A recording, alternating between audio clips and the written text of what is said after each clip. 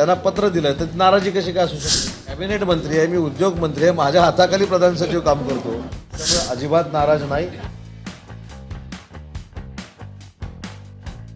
नमस्कार, देशोन्नतीमध्ये मी स्वप्नील दुधारे आपलं स्वागत करतो. फडणवीस सरकार स्थापन होऊन तब्बल 74 दिवस होत आहे. अर्थातच 2 महिने पूर्ण होऊन गेले तरी देखील महायुतीतील नाराजी नाट्य अद्यापही संपलं नाही. सुरुवातीला मुख्यमंत्री पदावरून नाराजी नाट्य होतं आणि त्यामध्ये एकनाथ शिंदे मुख्यमंत्री पद पाहिजे म्हणून ते आग्रही होते. या नाराजीतून ते काही दिवस दरेगावला देखील गेले. त्यानंतर मागे पुढे होता होता कुठेतरी मुख्यमंत्री आणि 2 मुख्यमंत्री पद हे घोषित झाले. शपथविधी झाला. त्यानंतर मंत्रिमंडळावरून बरेचसे नाराजी नाट्य देखील सुरू झाले. आपल्याला पाहिजे तसं मंत्रिपद मिळावं यासाठी महायुतीत धडपड सुरू होती. गृह खातं आणि अर्थ खातं मला मिळावं यासाठी एकनाथ शिंदे हे प्रयत्नशील होते. परंतु अजित पवारांनी देवेंद्र फडणवीस यांच्या मर्जीत येऊन आणि दिल्लीवारी करून शेवटी अर्थ खातं आपल्याकडे घेतलं. त्यानंतर पालकमंत्री पदासाठी रस्सीखेच सुरू झाली.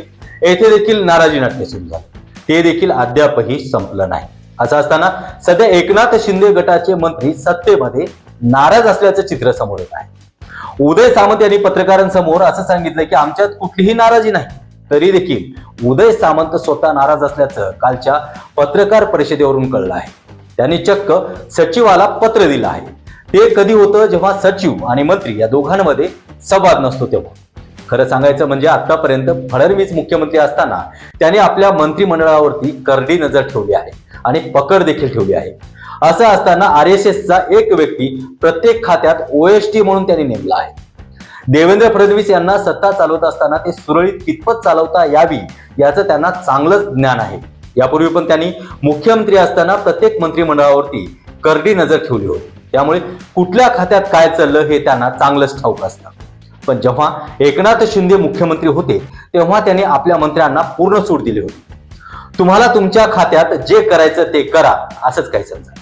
परंतु देवेंद्र फडणवीस मुख्यमंत्री झाल्यानंतर मंत्रिमंडळाचे ते प्रमुख असल्यामुळे त्यांना कोणत्याही खात्यात निर्णय घेण्यात आणि हस्तक्षेप करता येतो. त्यासाठी कुणाला विचारण्याची त्यांना गरज नसते.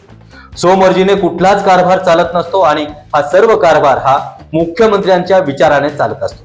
त्याला मुख्यमंत्र्यांनी चाप लावला आहे. त्यामुळेच स्वमर्जीने कारभार चालवण्याची सवय पडलेल्या मंत्र्यांना आता हे जड जात आहे. यामुळेच की काय, आता ही सर्वत्र नाराजी पसरली आहे. मुख्यमंत्र्यांनी सगळ्या खात्यांवरती आपली चाणक्य नजर ठेवली. त्यामुळे जरी त्या मंत्रिपदावरती जो कोणी मंत्री असेल तो सर्वस्वी निर्णय घेऊ शकत नाही.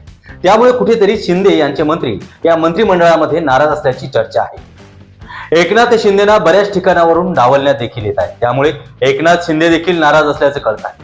नुकतंच रायगड येथे झालेल्या DPDC बैठकीतून शिंदे गटाला वगळलं. त्यानंतर एकनाथ शिंदे भूमिका घेत त्यांनी आपलं स्टेटमेंट देखील.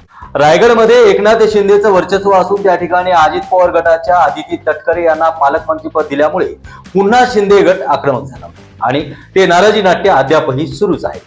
एकनाथ शिंदे बऱ्याच बैठकीला गैरहजर देखील राहिले. त्यामुळे देखील मीडिया समोर उघड झालं आहे की शिंदे गटात नाराजगी आहे. त्याचबरोबर शिंदे देखील कुठेतरी नाराज आहे.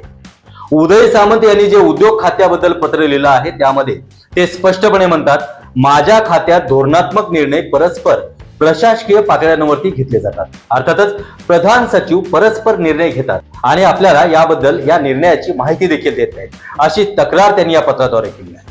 त्यांना त्यांची कल्पना आहे की हे पत्र फक्त प्रधान सचिवापर्यंत राहणार नाही तर हे पत्र बाहेर येणार.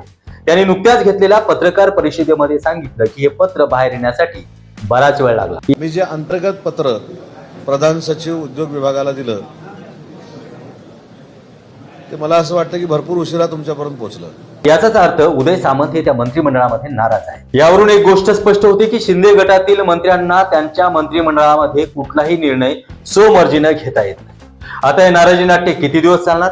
हे सरकार जनतेसाठी कधी सुरळीत काम करणार हीच अपेक्षा जनतेला आहे. असेच व्हिडिओ पाहण्यासाठी आमच्या चॅनलला आजच सबस्क्राईब करा आणि बेल आयकॉनला क्लिक करा.